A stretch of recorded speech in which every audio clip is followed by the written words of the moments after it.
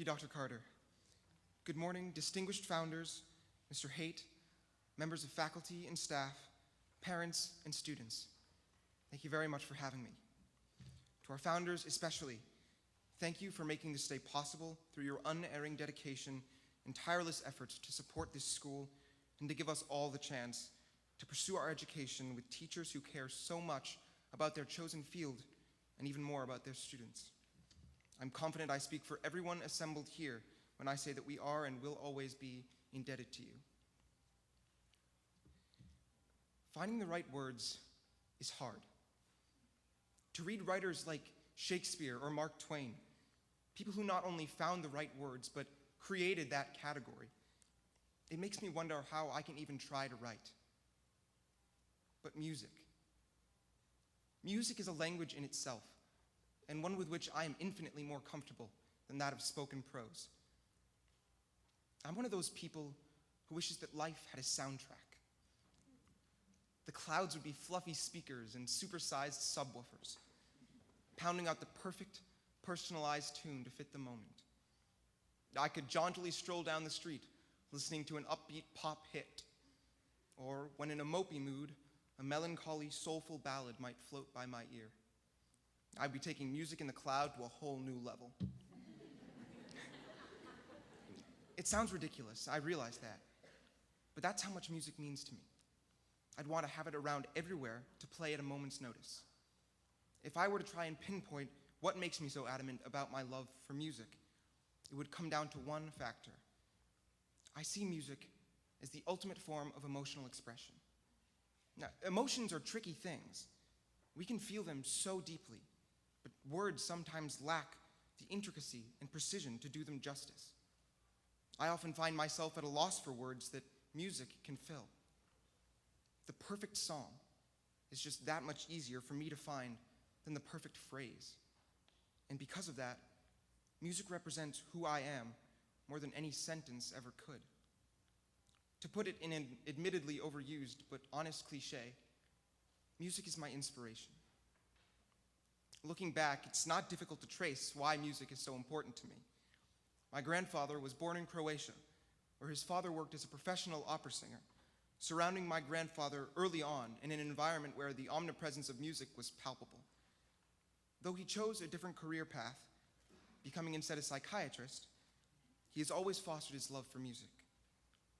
When Nathan and I would come over as kids, our visits would culminate in hearing our grandfather play his Steinway, or watching a recording of The Queen of Spades or some other famous opera. Though my 8-year-old self probably had no clue what was going on screen, I've only now begun to realize just how meaningful those afternoons were. And I'm forever grateful to my grandfather.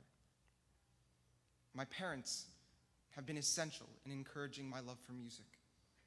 Although I was a hyperactive kid, one of my favorite times of day was bedtime, when the irritatingly mandatory teeth brushing was complete. I would snuggle under the covers, getting ready for the best part of the night, singing before bed. They would always sing the same 1 or 2 songs, but every night I would go to bed humming the tunes to myself. As I got older, I started harmonizing with my parents. Once a one-way delivery, this pre-sleep ritual became a dialogue of song, a parent-child duet. It's a memory I will always have, and a tradition I hope to continue with my children. Music inspired me as a child, and though my kids may find their motivation elsewhere, I'd at least like to give them the option. So, music is my inspiration, and I will continue to pursue that inspiration, listen to it, and make it as large a part of my life as possible for as long as I can. But that's just me. Music tells me who I am. Maybe you're inspired by a sport, seeing or scoring that perfect goal, working in synchronicity with your team. Those might be the things you live for. Maybe education is your motivation. You dream about creating or teaching at a school and in a community where learning is not just a requirement, but a love. Maybe it's art, seeing the beauty of a person's thoughts painted on canvas or carved with intricate care into a sculpture. To cut short what could become a monotonous litany, Inspiration is not designated to one activity. So when you think you've tried it all, look again. There's always something hidden in the corner that's just asking to be picked up. I say this because everything I've learned in life so far has taught me to have faith in this old adage. Do what you love. Find your inspiration. And then, when you've found it, share it. Make it something everyone can appreciate, and you may in turn inspire someone else. Shakespeare and Twain, their writing was their inspiration, and now it has become the springboard for countless English classes and budding authors across the globe.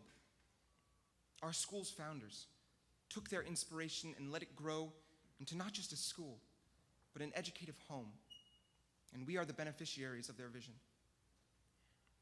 Maybe someday, I hope it's a day in the near future, one of you inspired by technology and engineering will discover that clouds have the properties ideally conducive to the installation of audio equipment.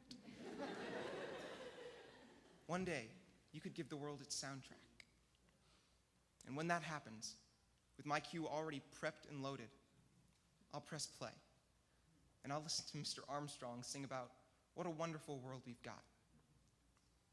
Because when people follow and share what makes them who they are, he's right. Because even when you can't find the right words, there's always a good song. Thank you.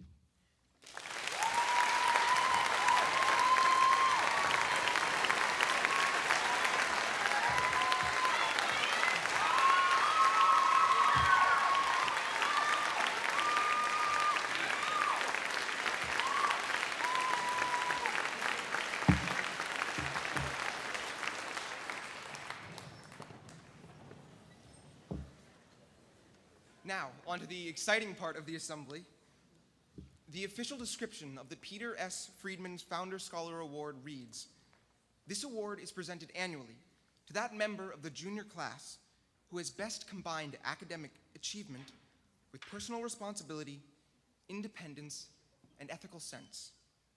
None of these attainments taken separately could ever be called easy, and together they form a formidable accomplishment. High performance in class, coupled with a staunch devotion to extracurricular commitments and a considerate character. Not a facile feat. But it's that word independence that really caught Mr. Holland's ear when I asked him about this student. He told me that what he respects most about this recipient is that she, and that pronoun drop was purposeful, can always keep up with work without coming to see him too often. Another standout aspect to him is that this person manages to perform so well in class, while balancing such high academic achievement with equally laudable dedication to athletics. And speaking of athletics, this person does not shy from challenging herself in her respective sports. A consummate golf player, she was at the forefront of her varsity team, leading her teammates as their captain to the 2012 championship. Am I dropping enough breadcrumbs yet? Her swimming, though, is her true love. During her Derryfield career, she has qualified each year for individual state championships and the Meet of Champions. She also participated in the New England Meet of Champions last year. She seems to make it look all so easy, Mr. Powell told me when I asked him about the recipient. But I know it's not. It's just that she has such determination to always do her best. As to her ethical sense, her teachers stressed that she is always there to support her classmates, never by lording her many accomplishments over them, but by giving herself as a resource to others, as Mr. Cousino put it. Pook noted that she is unfailingly modest, and that he truly admires the student's genuine desire to deepen her knowledge, substantively and systematically. And Doc assured me that she is always willing to come by his classroom and give him extra help whenever he needs it. She has maintained fantastic grades and has contributed to the Derryfield community from being a representative at the Hugh O'Brien Youth Leadership Conference to acting as a tour guide. I've had the incredible good fortune to be a Latin classmate of hers for the past 2 years, and I'm certain that her kindness and thoughtful character will leave a lasting mark on this school and in the world. And so it is my honor to present the 2013 Peter S. Freedman Founders Scholar Award to Molly Fitzpatrick.